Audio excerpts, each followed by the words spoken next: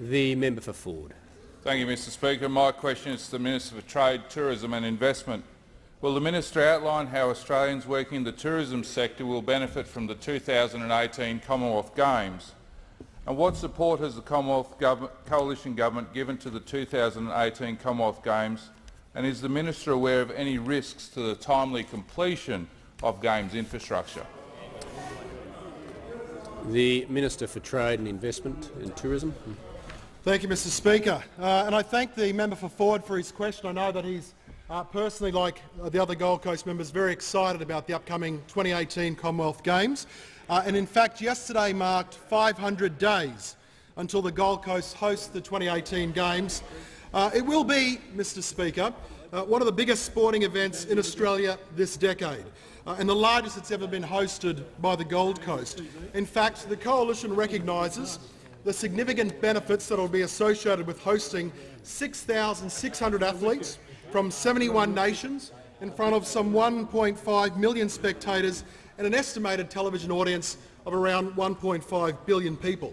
The Games will attract more than 100,000 visitors to the Gold Coast and generate an estimated economic boost of some $2 billion, as well as leaving a legacy of good quality sports and other infrastructure for the city. That's part of the reason why the Coalition Government has invested $156 million in the Commonwealth Games, and I was pleased we were also able to secure an extra $15 million for the redevelopment of the Metricon Stadium precinct, including the facilities for the Gold Coast Suns.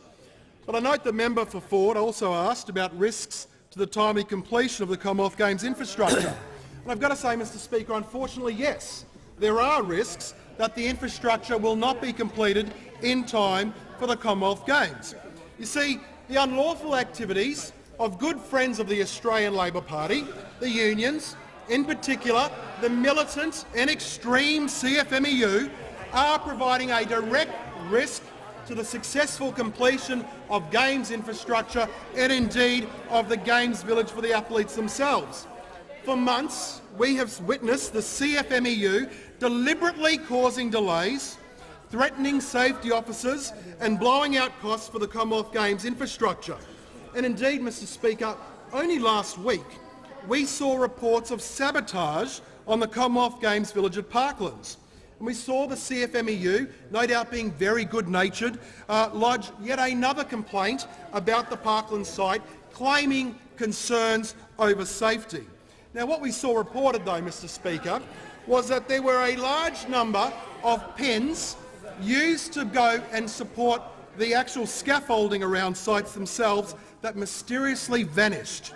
And the CFMEU officials claim that this had nothing to do with them and had nothing to do with Grocon, even though, quite strangely, Mr Speaker, it just so happens that the militant and extreme CFMEU are in dispute with Grocon over an EBA.